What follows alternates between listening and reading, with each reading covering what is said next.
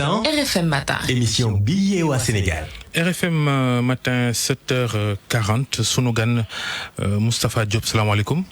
waaleykum salaam Babacar. yow yaay directeur général adjoint Sedima abattoir benn ci bànqaasu groupe Sedima la mi nga xam ni coow da ko topp ci wàllu suuf ca Ndengeleer ay hectares bu groupe bi moom foofa ñu dëkk ca dëkk ba ne loola duñ ko nangu yéen waa Sedima ngeen jël suuf sa noona ngeen ni am ngeen ci kayit titre foncier la sax nu ngeen def ba moom suuf soosa.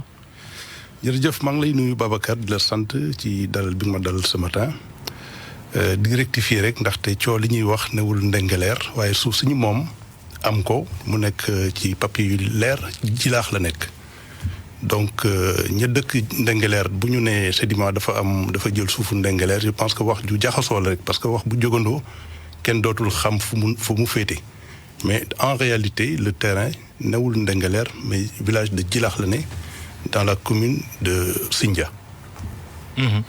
léegi ña dëkk Ndengeleer kon ñoom luñ coy wax nu ngeen ko gisee ndax ñoom nee ñu seen suufa. waaw ñi dëkk Ndengeleer xam nga village yu sorewul village yu Jilaax ak Ndengeleer c'est 6,12 kilomètres donc bi nga xamante ni Sedima ñëw na foofu ci suuf si ñu jox ko mu jaar yoon ak ay papiers yu leer. loolu kañ la ban at. loolu 2012 la donc bi mu yoree kayitam yor affectation mu commencer les travaux de terrassement parce que foofu il faut le rappeler et ce serait important que les gens comprennent que l'opinion comprenne nit ñaa ngi jaxase waaye la fa newoon à l'origine c'était une brousse àll bu dara nekkul woon ay garab ay moo fa newoon ba fees ay guy entre autres donc du woon tool boo xamante ne nii dañ ko doon bay nit mosu fa bay et ça je pense que bu ñu dégloo sax li ci maire Sindia wax dina gën a leer donc àll bu yaatu la woon Sedima ñëw terrassé dindi la fa ne daaneel garab yi dessouché tallal terrain ba nga xamante ni mën nañ ko exploiter donc foofu la waa Ndengeleer ñëw occuper espace bi commencé ko utiliser ak Sedima boobu ñun commencé gu ñu tax dañ doon def en phase expérimentale donc rapport de bon voisinage yooyu moo waral ñu bàyyi leen ñu commencé bay nekk ci pendant des années mais mësul am problème mu de ku moom. coow li mooy est-ce que ni ngeen jëlee suuf si aw na yoon. waaw aw na yoon ndax aw yoon weesuwul nga def exprimer un besoin ña nga xamante ni ñoo nekk ci localité bi jox la ko ci kayit.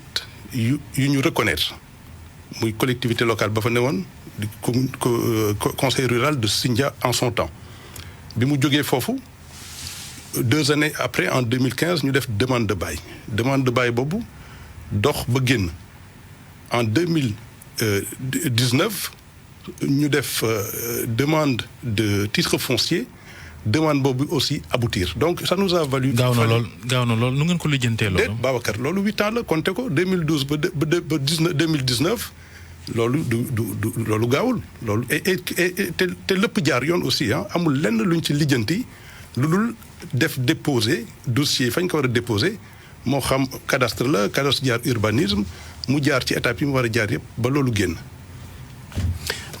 nga ne suuf si waa Ndengeleer moomuñ ko. ñoom newuñ suuf si lañ moom une partie des terres la ñuy réclamer est-ce que leer na ni lii waa Sindia attribué empiété wul ci beneen commune. déedéet ndax loolu maire Sindia bi wax na ko ba mu leer. moom attesté na ne suuf soosu ñuy wax bokkul ci beneen commune bu dul bu Sindia maire Ndiaganiao aussi. mën na attester le contraire. mais loolu déggu leen ko. démb wax na ko sax ba ne moom dafa hérité ci problème bi. non hérité ci problème mais pas waxul dafa hérité terre. non waxuma terre bien sûr. voilà donc wax ji nag moom mënul hérité terre. voilà non dama bëgg wax ne rek wax ji moo indi loolu moo indi amalgame boobu mais buñ ko delloo ci ñi nga xamante ni ñooy autorités compétentes yi ñoo xam fi suuf commencé fa mu yem ñu reconnaître ko définir ko kooku je pense que. ñun amuñu luñ ciy wax parce que fekkewuñu ba ñuy établir dëkk yi ñëw nañ ñu ne ñu fii la commencé fii la yem te loolu c'est entre autorités aussi. léegi gis nañ ministre urbanisme dem fa démb waxtaan ak ñay kaas nee ñu tam waxtaanee nañu ak yéen. lu waxtaan wi def ci coow li ak yéen lan ngeen nangoo bàyyi bu ko defee ñëpp gis seen bopp ci yëf yi. waaw Babacar foofu il faut ma gërëm ministre le ministre Fofana parce que aussi def na waruwaayam def na waru garam vraiment ay mbir nit bu ñu bokkee mbir dëkk ci dëkk bokk ay droit jaadu na ñu seet consensus xool ni ñuy waxtaanee ba juboo parce que aussi Sedima ci loolu rek lay dox.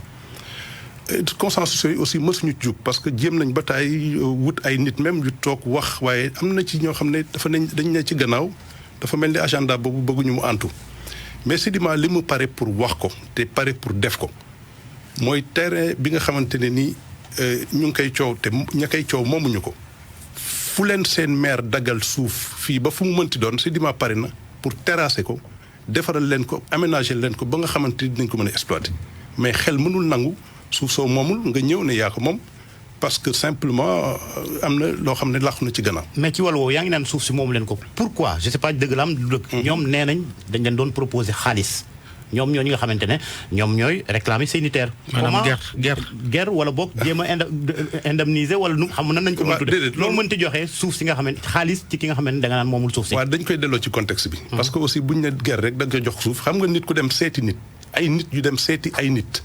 parce que du yëfu lu laxu ay nit yu jóg dem seeti ay nit te seeti boobu la ko waral à l'origine c'était du leneen lu dul dem expliquer leen projet bi lu ko tax a jóg nit mosul jóg pour dem guerre nit dañu dem pour wax leen. dañuy Babacar Ngom mi nga xam ni mooy seen PDG yéen waa Sedima moo fa dem ngir bañ coow li jóg mu génnee million ñaar xawma ne da koy jox gars yi pour ñu noppi. waaw loolu wax la rek Babacar xam nga ku xam Babacar Ngom du dem jënd nit ci ñaari millions loolu moom wax ju ñoo xam ne te ni dafa am ci cadre bu ñu koy teg rek xam nga coow bu jibee rek lu ci waay mën a yokk pour mu gën a tàkk rek da koy def. mais joxe xaalis bi am na am amut. non proposition boobu. du proposition encore une fois de plus. jóg na dem seeti ay nit ñu waxtaan mu expliquer leen projet ba muy jóg en bon voisin mu leen lii kat maa leen ko seete mais du lu muy ñëw pour négocier parce que loolu moom doo ko jënd. mënoo moom sa terrain dem c'est contradictoire mais seen taxawaay bi dafa tey xel am ngeen kayit ngeen ni waaye bu ngeen di jël di neexalaatee ba pare tey jii nee ngeen sax ci négociation yi am nangu ngeen ñu jël waa dëkk ba may leen suuf yéen ngeen terrasser leen ko xam nañ ni terrassement simple ay guy rek xaalis la loolu bu leen ko jaralee moo lay wan ni xëy na ñi seen xel tey ci ni ngeen amee suuf si teg nañ ko fu wóor. lu tax loolu yëpp. Babacar xam nga li ko waral mooy dox jàmm rek parce que bu fekkoon ne solution taxuñu jug mënuñu yor suñu këyit ba pare di doxi di waxi dañuy dox jàmm parce que mooy li ñu gëm ak suñu responsabilité aussi parce que projet yi ñu fa am bëgguñu lu ñu ko yàqal dañ nekk ci phase d'exploitation projet bi ça fait un moment mais toll nañ ci phase boo xamante ni mëntuñu taxaw ku am liggéey nag am loo xamante ni yaa ngi ko bëgg a sàmm doo seet loo ko yàqal. di nga xool lépp loo xam ne mën na contribuer pour avancer loo ko pour permettre la nga defar ñi nga ko dëkkal nga def ko ci contexte boobu kese la mais du contexte pour. xam nga wàllu suuf mën nga am kayit mu légal mais mën na bañ a légitime itam. waaw Babacar légitimité boobu ci lay wax parce que légitimité weesuwul nga fekk àll bu ne boy bu kenn newul nga terrassé ko toog fa samp fa dalal ay nit ñu ñëw di liggéey ak yow. foofu je pense que bu ñuy wax légitimité kañ fa fekk mooy ki gën a légitime.